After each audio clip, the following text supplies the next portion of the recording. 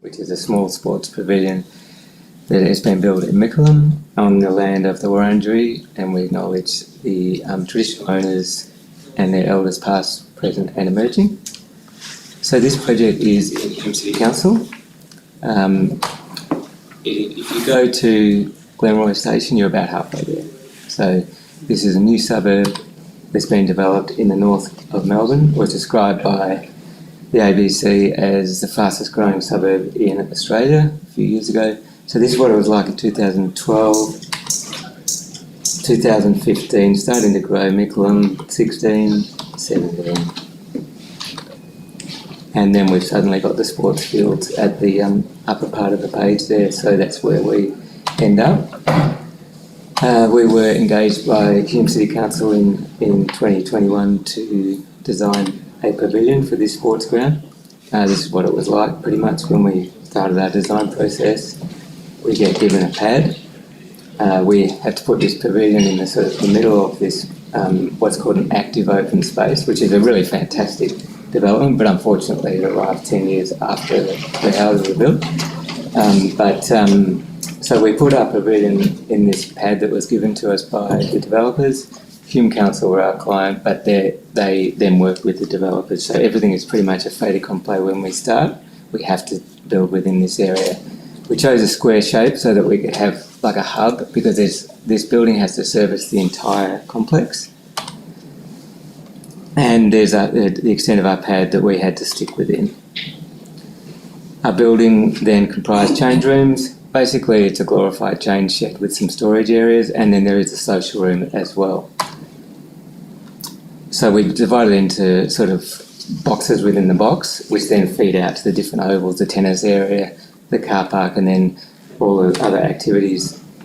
So in terms of the cross-section, we just sort of wanted to develop a bit of an ESD concept, a ventilated roof space over the social room. Most of the other spaces are unconditioned. And then we created a big long roof for PV solar, which faces north. It's very strict rules about how you can build in Hume City Council. They have high standards for strength and anti-vandalism. This building has been targeted a lot, and just recently the cables were stolen. There's no power, so the building's not functional. They replaced them and now stolen again by people who told people walking past that they were fixing them, but they were actually stealing them, unfortunately. So the entire site is now not functional. So we came up with this idea of a sort of pretty sort of 60s trope of just the block base and then a sort of fascia floating above that, and we decided to work with that concept, and then we sort of would erode the fascia from underneath and then have these zones from above in the roof, on the roof, where we could have safe solar because it's got like a parapet around the outside, and then easy access for roof gutter cleaning. So this was what we sort of came up with then, was this big floating fascia building, and then concrete block work, and then we have to put security shutters. There's all the guidelines that we have to work with. They rejected the version with Core 10. They wanted colour because they want to engage with the club's colours and with the sort of sporting motives. So we decided to play along with that, and we decided to look at sort of sporting liveries, sporting jumpers, cut-off angles, yokes, sort of stripes, horizontal stripes, and really develop that fascia up into a design element that would then float above the blockwork base. We use standard ColourBond colours because that's, again, part of their requirements. We avoid aluminium, as was touched on in the previous presentation, so it's just pure ColourBond steel with inlaid LED lighting. And we went to a lot of effort to make that geometrical concept work, so that we were sort of, like I said, we had that pretty bland trope of the floating fascia, but we really wanted to sort of cut into that and then make some variety into it that worked against that sort of blandness. And you can see there just the sort of break up of the elevation.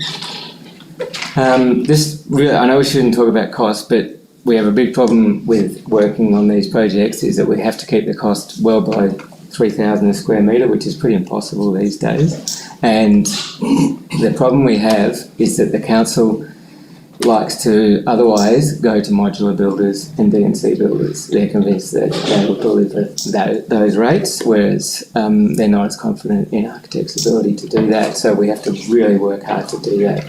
And a lot of the decisions in this building, especially if I go back to the section, it's a very low building, but there are some high elements in it, and we try to use sort of height contrasts internally and so on to create a bit more of a sense of space when we're sort of fighting against this requirement for a very sort of simple low building. So that was what we eventually delivered to them in terms of that sort of what I talked about with that fascia and the patterning and so on, and they were pretty happy with that. So this was then the final outcome of the building. So you can see everything below that level. All of those windows have shutters on them. They have to be completely closed up. Just check the time. And so the final outcome, that's the social room, again with the shutters. And you can see here the overall standard of these parks is really very high, and the quality that some of these developers are delivering is pretty good. But you can see just how much it is on the edge of the fringe there. And then just some nighttime views. We're asked to try to activate, part of the AFL standards and their guidelines is to have external lighting that activates the building at night, both for security, but the fact is that most of these facilities are used at night and they have sports lighting with LED sports lighting and so on. Well, of course, that's all out of action when the cables get stolen. So there's just our sort of attempt to activate that fascia, and internally just playing with different heights. But again, our view of the social room is that it is fundamentally a horizontal space, and if we can limit the building to a fairly horizontal statement, then we can stay within the budget rather than requiring sort of large soaring sort of clear stories or higher roofs, which we do like doing. So just a few night shots just showing how that social room and then cutting into that fascia to make a sort of raised higher space as a contrast to some of those lower zones. The interior and that more of the club colours. So the Merrifield Panthers sporting organisation is all of those teal. And the colours that we chose in the colour bond were the closest that we could get to that were standard colour bond colours. Kitchen, all of the usual stuff for a club to make its fundraising, bar. But it is basically a chain shed that we've managed to sort of try to dress up a little bit. And just flick through these. The change rooms themselves, just bare bones. That's all that can be afforded on the budgets to be able to deliver what they need in terms of space. Oops, blank page. And just some nice shots at the end. There we go. Thank you. So that's it pretty much.